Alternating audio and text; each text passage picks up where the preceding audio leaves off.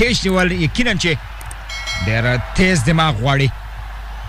خو راشد خان دغه کیچ یقیني کړ او ورپسې د خپل یوم اور په دویم بال باندې کلین بول کړ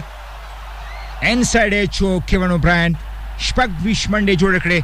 او د افتاب علم دریم ښکارو پر باندې سالای کې ایلن په شپږ نوي منډو باندې خپل اته لوبغاړي لاس ور کړي د جیمز کیمرون د ملګرتیا لپاره راښکته شو ټیم مورټاګ بهترینه بالینګ ډسپلی او کوم چینجز چې په بالینګ کې کړی دی تر دې مهاله د افغانستان لپاره طلایي ثابت شوی دی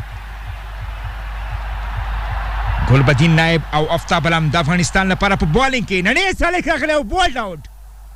ځل بیا په هیټریک باندې دی افتاب علم دا د نوموړي څلورمه وکټ وه واو واټ ا سپیل او څه کم بیک میچ د ایشیا کپ هندوستان خلاف د سیالۍ وروسته لوبډلې ته راغلی دی په دریو سیالیو کې په بینچ باندې ناست و سم د لاس لوبډلې ته په راتګ سره نوموړي یو ځل بیا میډل سټام ډسټرب کړ نو ټیم مورټاګ د دغې بال لوبولو لپاره هیڅ ځواب نه لاره څلورمه وکټ آفتاب په هیټریک چې نه یوازې هیټریک ترلاسه کوي بلکې افغانستان ته په 126 منډو بریا هم ترلاسه کولی شي 128 منډو ته ایرلینډ اړتیا لري یوازې یو لوبغاړی له دوی سره دی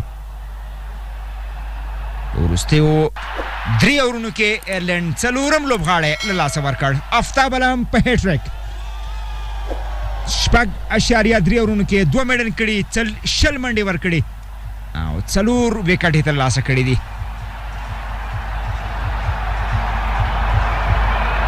کوم قسم پیل چې ایرلینډ واخیسته نه ښکارېده چې ایرلینډۍ لوبډله به دومره زر تسلیم شي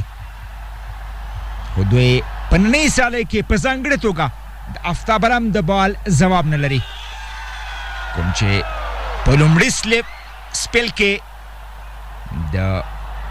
ویلیام پوټرفیلډ مهمه وکټ ترلاسه کړه په داسې حال کې چې له فشار سره هم مخ و 3 څلوریځې خوړلې وې خو دلته په هیټریک ولاړ دی 3 سلیپه شتون لري خو نوموړي دغه بال ښه ولوباوه بوایډ رینکینګ خو لا هم په دغه ور کې د 2 نورو بالونو په لرلو سره کولی شي کم تر کمه دغه پاڼې ته د پی ټکه کې دي د ایرلینډ ټول لوبډله له میدان څخه بهر کړي ایرلینډ د یوه وکټ په مټ 128 منډو ته اړتیا لري بوایډ رینکینګ په وړاندې آفتاب